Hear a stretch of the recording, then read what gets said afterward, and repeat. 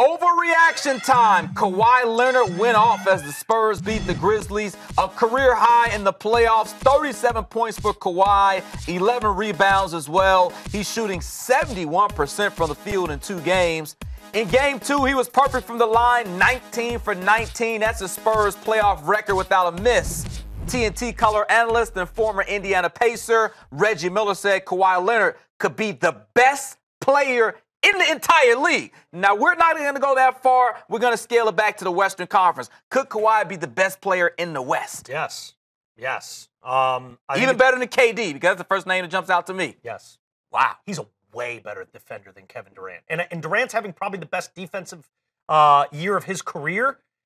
Durant still looks lost out there sometimes defensively. And because of the scheme that Golden State runs with Draymond, and because of his length and athleticism, Kevin Durant has had a really good defensive year. But that's not his forte.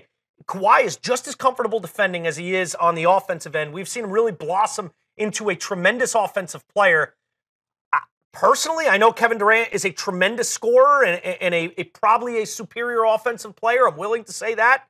I'll take Kawhi Leonard on my team before Kevin Durant. Over Russell Westbrook and James Harden, what we saw from both of those guys. Now we're getting into a territory where I got to think. Okay. Kawhi's definitely not way better than James Harden or Russell Westbrook, but that's the conversation. I think all those guys are right there, and I think what people don't realize is Kawhi is right there. There's not a gap between James Harden and Kawhi Leonard for me. I think just because he doesn't tell you all about how great he is, do a bunch of commercials, and he's not overexposed, we think of him on some lower tier. He's not. And also because he's not out there looking to blow up the stat sheet, triple-doubles this, 40-point, 50-point triple. That's not Kawhi's game. Kawhi plays within the system. The system works. He trusts the system, and I think that's part of what makes him a great player. He knows the overall objective is to win games. He's a tremendous winner.